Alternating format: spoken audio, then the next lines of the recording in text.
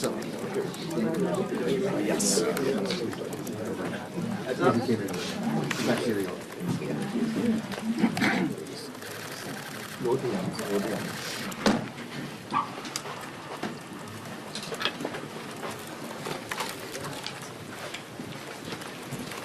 Good morning, everybody. Once again, that we are reminded freedom is not free. To protect it, our service members step into harm's way. And this weekend, 6 service members lost their lives doing just that. I pray for all the men and women in uniform, for the families who are mourning, and the families whose loved ones still remain in combat. Your sacrifices for this nation will not be forgotten. While our brave men and women are risking their lives overseas to keep America safe, Democrats here are tearing down our defenses. Nearly every single Democrat voted to shut down the Department of Homeland Security. This wasn't a messaging mistake. It was a deliberate policy choice, and a very dangerous one at that.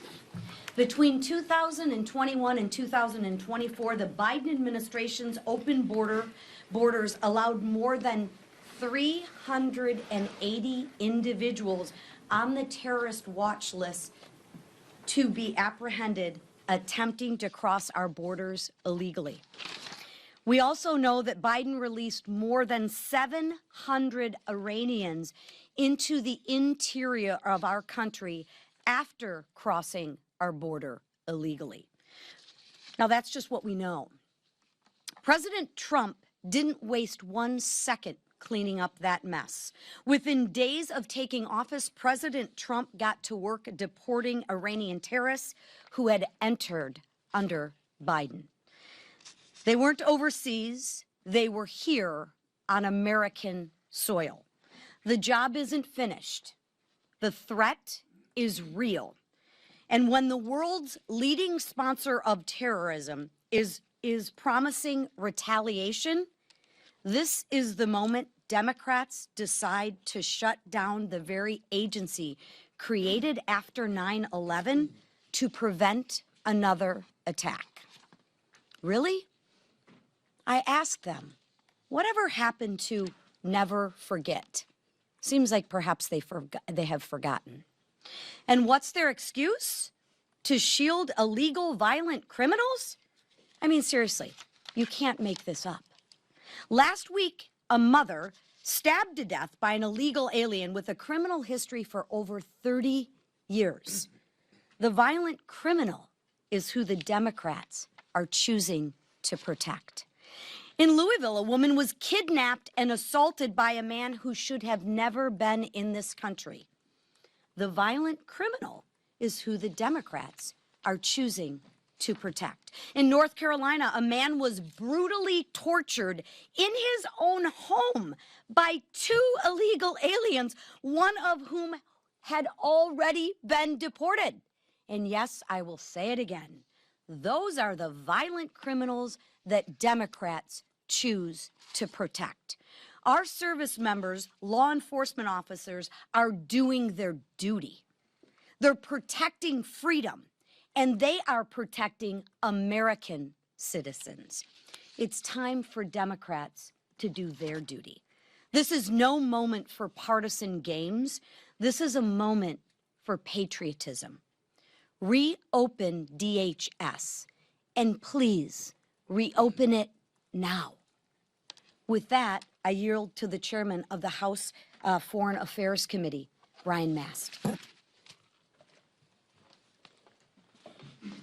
I'd start by speaking about our service members as well. Make sure you can hear me. I'd start by speaking about our fallen service members as well. Representative Zinke and myself, we were discussing this.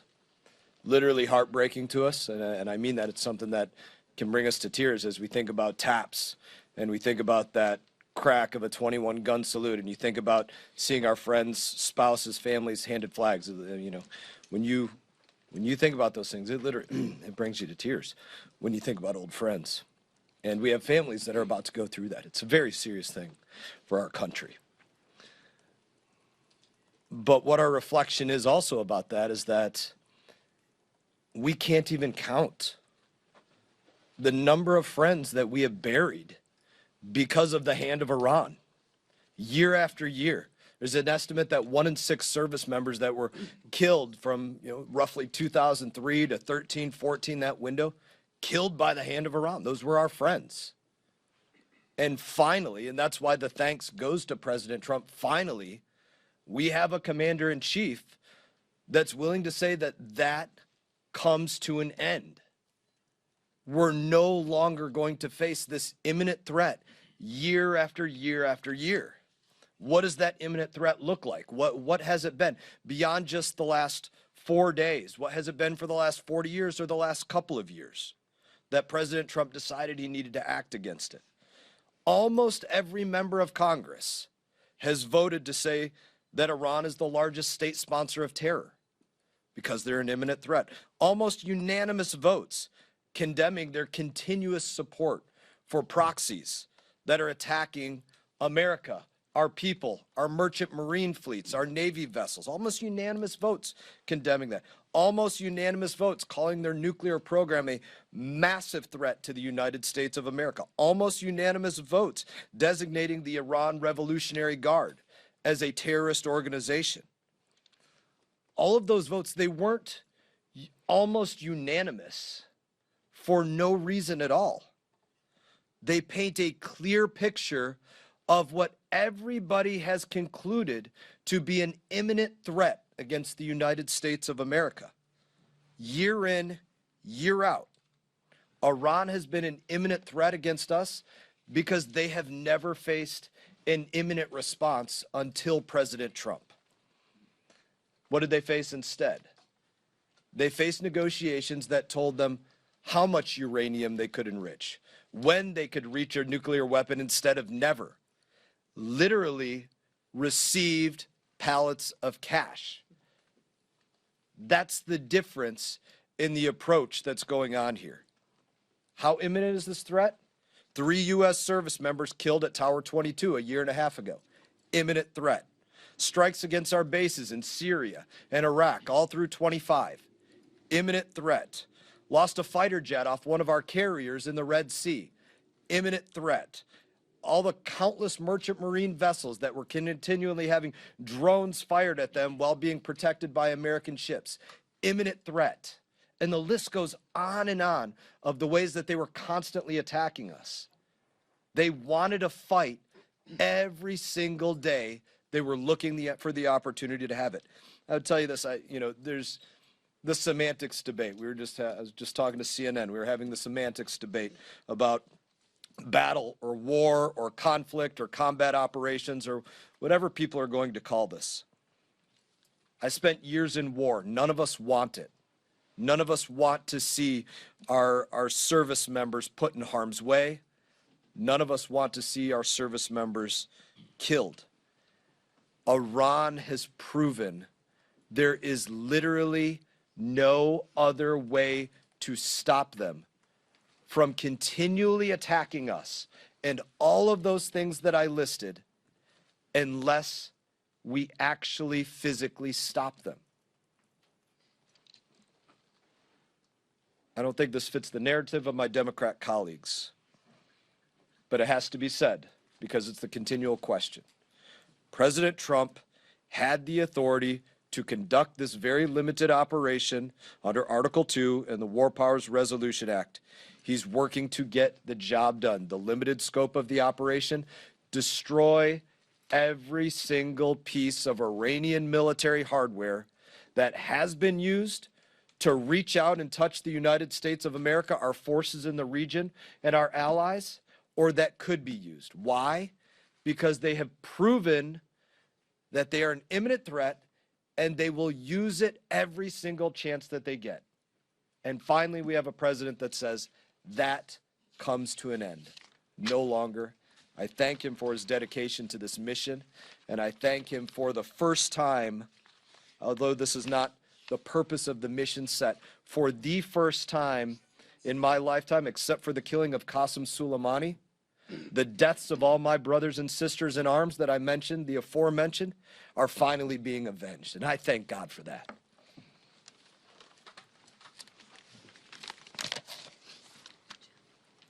Thank you, Brian. This is personal to all of us, but we know it's especially personal to you and our warrior colleagues and all your families. For the past 47 years, the Ayatollah and the Iranian regime have terrorized Americans, the Middle East, and their own people. The regime began its tyrannical reign by taking 66 American hostages in 1979.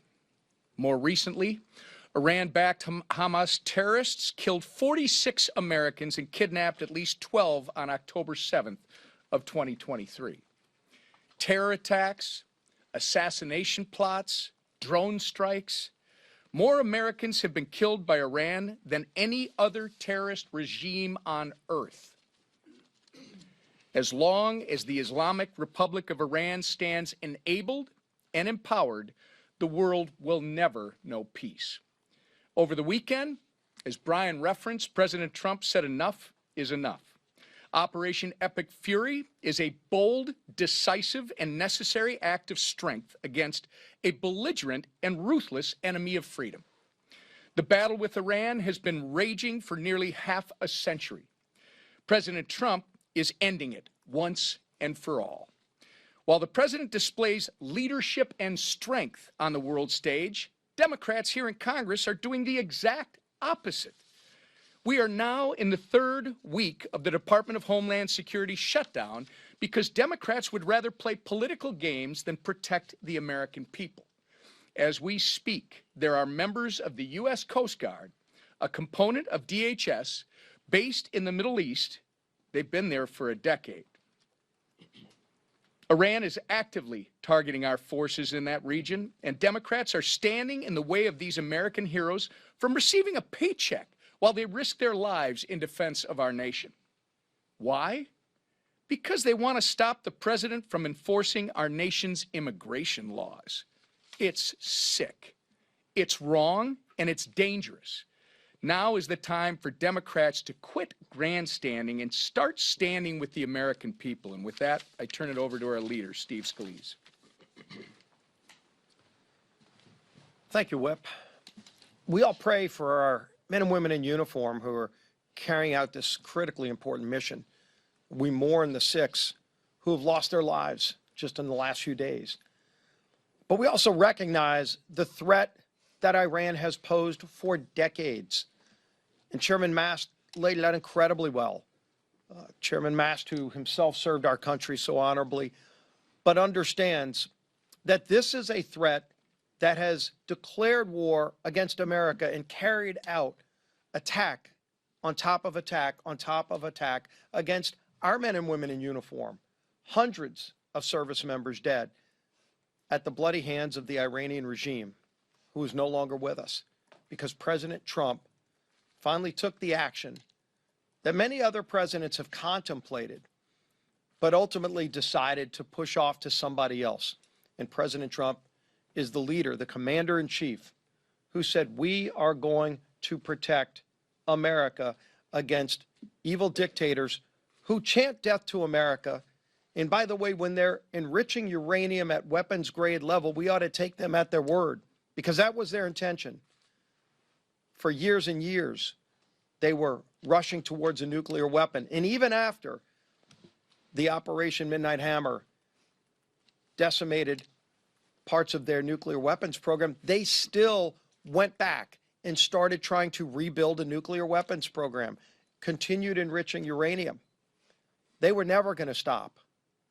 And it was crystal clear during the negotiations, where Secretary of State Rubio did such an incredible job, as well as his team, trying to get a peaceful solution to this. Iran made it clear they had no intention of reaching any kind of peaceful solution. And ultimately, their intent was to kill Americans, as they have been for decades. And if you wonder what their resolve is, just look at the tens of thousands of their own people that they killed just in the last few months. And so We support President Trump in this important action. We pray for the safety of our troops who are carrying out this incredibly important mission and our allies in the region. And you can see more countries getting pulled in from even around the Middle East region. But at the same time, we also recognize this is no time to have the Department of Homeland Security shut down and their ability to protect Americans limited. And who did that? Democrats in Congress, who weeks ago made a reckless decision to shut down the Department of Homeland Security. But now that we're at a heightened threat, and it's not just hypothetical threats, you could see what happened in Austin. A man with a Property of Allah shirt killing Americans.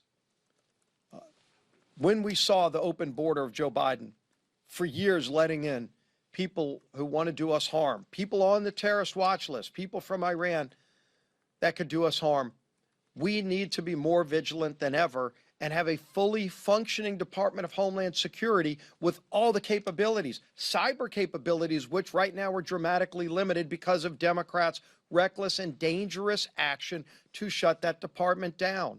It is time for their dangerous games to end. Democrats need to vote with us tomorrow to reopen the Department of Homeland Security to make sure that our basic mission as members of Congress to keep Americans safe continues. And we're going to give them that opportunity. And now our Speaker, Mike Johnson. Thank you, Mr. Leader. Thank you, this leadership team, Chairman Mast. Our hearts and our prayers do go out to the families of our 6 fallen service members who've given their lives in defense of freedom and this country and America's interest. And I love my colleague and classmate Brian Mast, and he is a visible reminder of the service and the sacrifice that so many provide this country, and those who are brave enough to put on the uniform and put themselves in harm's way deserve our eternal gratitude, and they have it. Let's talk about Operation Epic Fury. The details, the latest of which were recounted this morning by the Secretary of War and the Chairman of Joint Chiefs of Staff. They've been remarkably transparent. As you know, last night, members of the House received another very thorough briefing on the operation. We had, of course, the Secretary of War there, Pete Hegseth, and Chairman of Joint Chiefs of Staff, General Raisin Kane. You had Secretary of State Marco Rubio. You had John Ratcliffe, Director of the CIA. We had legal representation from the Department of Justice. They answered questions forthrightly, and it was, I think, very helpful to a lot of the members, or everybody that participated. They have communicated at great length the details of the operation, both to Congress and to the American people. I think you can make an argument this is the most transparent administration in U.S. history. The Commander-in-Chief himself has been very forthright and very vocal about what's going on, answering questions and providing the insights that I think that people need. We're 4 days in so far on Operation Epic Fury. It's been limited, precise, and extremely lethal. It's been a remarkable success thus far, as recounted as recently as the last couple of hours by those leaders I mentioned. The early results are very encouraging. Iran's naval fleet is degraded. That was the first part of the mission, or at least the second part. The first part was the missiles.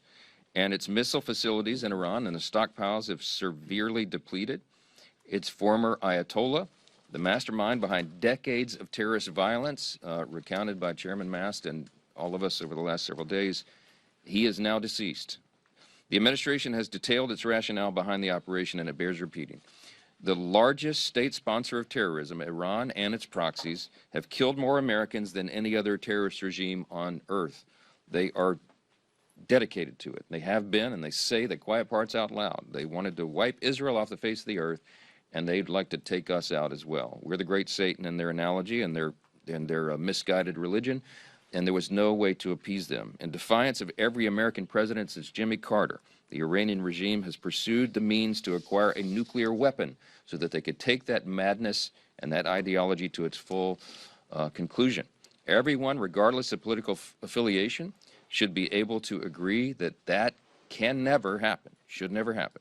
President Trump exhausted every diplomatic channel to this end. He tried. They've been over backwards. Since March of last year, he directed his administration to initiate 5 different rounds of negotiations with Iran's leaders.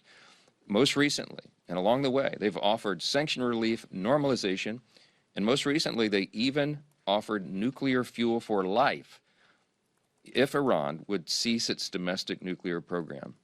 And they were rebuffed. Iran said no. Why? Because we all know why they were enriching uranium, and it had nothing to do with medical devices and energy supply. It was to kill their enemies, and the U.S. was at the top of the list with Israel. Think about that. While Iran dragged its feet, its leaders pressed forward with its nuclear ambitions. They were stalling because they wanted to kill us. They continued to advance their conventional missile systems at a speed and a scale that greatly outpaced our regional allies' ability to respond. That is what made it imminent. In short, the situation was untenable. We had our personnel, troops, citizens, installations, and assets in harm's way. And through this operation, President Trump took decisive and defensive action to ensure the safety of our forces, our citizens, our allies, and our homeland.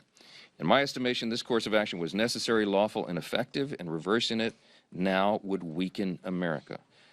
Congress has a constitutional right to exercise its oversight authority, and we will. But we also have a duty and obligation not to undercut our own national security. One last note, there's a misconception that Operation Epic Fury is in any way a diversion from Republican demands for peace. It's the opposite. Peace is not secured through appeasement, and it's certainly not secured by airdropping billions of dollars on terrorist regimes, which is what previous Democrat administrations have done. Peace is secured through strength. That is the principle that our party has stood for my entire life, and on principle before that, articulated the idea of peace through strength. That's what this administration is demonstrating, and that is why America is the last great superpower on the planet, and all freedom-loving people around the world are grateful to God for that. Let's talk about DHS. It's been mentioned this morning. If we're being wise, now is the time to be vigilant at home and to ensure that all of our doors are locked, so to speak. Obviously, everyone understands that it's a heightened threat environment. Global tensions are high, threats are constantly evolving, and America's adversaries are watching for any sign of weakness on our part. We cannot show them that. And yet, all this is happening. We have Democrats running around here playing political games in Congress. It's infuriating. They've shut down the very agency that is responsible for securing the homeland. The Democrats have shut down the agency responsible for keeping Americans safe. Unbelievably. They've already instructed their members to block funding. They sent out a whip notice to tell House Democrats, to instruct them, to give them the order to vote down Homeland Security funding. That's a bipartisan consensus bill that had already been prepared by the House. It will be on the floor tomorrow for yet another vote, and you better watch that board, and everybody in America better watch that board. Anybody who votes to block funding for the Homeland, it is shameful. I don't know how else to describe it. It speaks to a long record of Democrats' deliberate efforts to undermine America's safety in the essential operations of DHS. We all remember that under Joe Biden, Democrats opened wide our nation's border for 4 catastrophic years. They allowed hundreds on the terrorist watch list to cross our border illegally, and unwittingly they released 2.2 million known gotaways into the interior. We have no idea where so many of those people are. These are individuals who entered our country illegally. They were detected by law enforcement, and they evaded capture. We don't know where they are. We don't know what they're doing or what they're plotting. And we pray that we can find them and apprehend them. Keep your head on a swivel. CBP figures show that the number of Iranian nationals, entering our country illegally rose precipitously under Joe Biden's open borders policy. During that period, at least 1,500 Iranians crossed the U.S. border illegally, and over 700 were released into the country. Now, the 1,500 number is not an accurate assessment because we frankly have no idea, because they weren't even keeping track of so many of the people coming across who evaded capture and evaded notice because the border was wide open. So we don't know. We don't know how many dangerous people are here, how many Iranians who believed in that ideology of the Ayatollah who now is buried. Think about that. Over 1,500 Iranian nationals traveled multiple oceans to enter the U.S., not through legal ports of entry, but unlawfully at our border. It's just a small sample of the mess we inherited from Democrats with their radical ideology and the mess that President Trump and Republicans are working in earnest to clean up so we can save American lives and protect the homeland. And now we have look, DHS is not just ICE and CBP, okay? It's so many agencies responsible for keeping us safe. You're talking about the Coast Guard, you're talking about FEMA, our cybersecurity infrastructure, our counterterrorism coordination, all of that is at stake right now, and the Democrats are going to vote tomorrow not to fund those operations. Just think of that. Massive mission-critical functions, especially right now. And the military action in Iran makes it all more urgent and crucial to have a fully funded, fully staffed DHS across all its departments. They cannot argue otherwise. It's madness. As members of this body, our first and most basic duty is to ensure the safety of American citizens. Maybe that's why they sat through that line at the State of the Union. They're more interested in protecting illegal aliens. They see that as their first responsibility. There's no other way to explain this.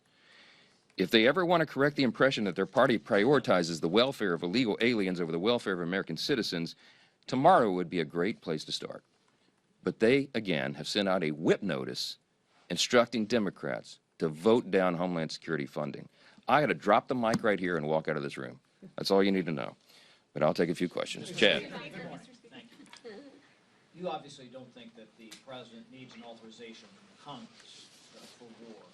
But do you think if this goes south after a while, and Democrats are going to have a vote tomorrow in the House, try to engineer a war powers vote tomorrow in the House, that could be a problem for Republicans this fall if there is public sentiment against the war down the road?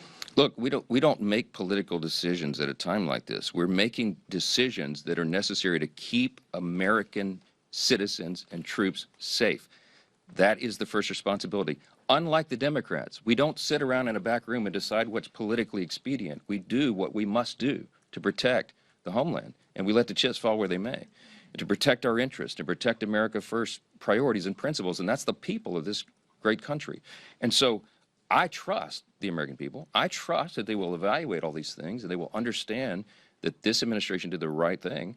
I think they'll reward it politically, but if people get a bad taste in their mouth for what happened back here in the first part of the year in Iran, they just do. But we know, and history will record, we did the right thing. I think passage of a war powers resolution right now would be a terrible, dangerous idea for all the reasons I've just explained. It would empower our enemies, it would kneecap our own forces, and it would take the ability of the U.S. military and the commander-in-chief away from completing this critical mission to keep everybody safe. Iran has attacked 3 of our U.S. embassies in the last couple of days. Okay, those are sovereign territories of the U.S. They have declared war on us. I don't believe in the semantics. We've talked about the language this morning. We're not at war right now. We're 4 days in to a very specific, clear mission, an operation, Operation Epic Fury, which has 2 components, as you know, that we have articulated over and over. The president has, the Commander of Joint Chiefs, everybody has explained. 2 points. We had to take care of these ballistic missiles that they were producing at such a rapid pace that our regional allies could not keep up with. We had to ensure that they can't fire all those barrage of missiles at our people, our troops, our assets, our citizens in the region and our installations. We're taking that out. We had to. It's a defensive operation. And secondly, we had to take their Navy down. That's effectively what, in layman's terms, that's what's happening right now. That will be done quickly. As I explained this morning, we're, I think, hours away probably from having full operational control over the skies over Iran, which means that this mission can be completed quickly. We expect that it will be. And then we will hope and pray that the Iranian people take this moment of opportunity, rise up, take their country back, and that freedom can flourish there for the first time in generations. Yes. Mr. Speaker, thank you so much. Some of your members, as you know, Congressman Davidson included, oppose this Iran operation, which the president himself has called a war. Are you confident that you have the votes to defeat the war powers resolution tomorrow? Yes, and I had a discussion with Congressman Davidson this morning. He's a dear friend and brother of mine, and we, iron sharpens iron. We disagree on issues, and we have those discussions. He and I have done this a lot. He said this morning in front of all their House Republicans, he's not yet sure how he's going to vote on the war powers resolution. I believe we have the votes to put this down, and I certainly pray that's true. Because, for what all the reasons I said, it would put the country in serious harm, and it would certainly jeopardize the lives of our troops and all those who were involved in making these great sacrifices to defend us. We have to put this down. Monica. You said on Monday, talking about the start of this war, you said that Israel was determined to act in their own defense here, with or without American support. You also said if Israel fired upon Iran, they would have immediately retaliated against us, personnel and assets. But the president said yesterday that it was him, it was the United States that might have forced Israel's hand. So why are you and the president not on the same page We're at on- the start of the war? We're on the same page. I'm not at liberty to say publicly much of the classified information that I get in all these briefings, and that's always the delicate part of this, because if we say too much, then it reveals methods and sources, and it eliminates the ability of our extraordinary military and intelligence community to do what they do. The president has explained his analysis and his thought. Obviously, Israel is a close ally. They're in close communication. But everything I've said and everything he said is all true. They're not inconsistent in any way. Israel saw Iran as an existential threat. We should have seen them as well. But they were they were literally a neighbor. So if Iran said publicly, they all told us why, okay? If they had the ability, they would wipe Israel off the face of the earth. That is why they were trying to enrich uranium. And even though we took out the nuclear facilities several months ago, they were still working on their nuclear ambition, even through the negotiations, as I said. And they were producing missiles at such a rapid pace that they were building up an arsenal that would have done untold damage to Israel and other neighbors there, right there in the Middle East. So Israel saw that as an existential threat. Bibi Netanyahu has explained all this publicly. He's stating the obvious. Everybody knew that.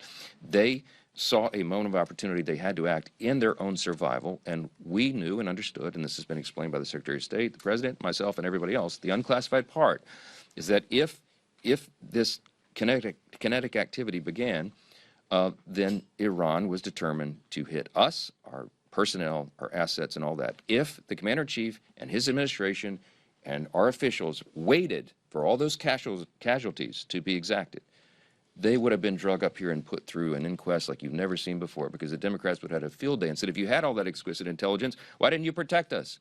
So it's a no-win situation for them. That's what the President and everyone has tried to explain. There are different ways to explain it. It's all the same truth. None of that has changed. It's entirely consistent. Last one. Yes, sir. Last, back row. President Trump said this is expected to be a 4 to 5 week campaign, but that he opened the door for potentially longer than that. We heard several of your members yesterday coming out of the briefing. Some said they support the engagement now, but that may change if this ends up being something that drags out. If we're sitting here 8 weeks, 10 weeks down the road, and this is still happening, would your position, at least on a war powers resolution, change? But look, I'm not going to get into hypotheticals. What we need to do right now is stand together as a country. We need to stand with our brave servicemen and women who are in harm's way, stand with the President on this critical mission to keep us safe, and we will do that. Congress will do its job. We will perform our oversight responsibilities, but the first duty, as I said earlier, is to keep the country safe, and that's what we're focused on right now. Thank you so much. Supplemental funding. Has the Pentagon asked for supplemental funding, Mr. Speaker?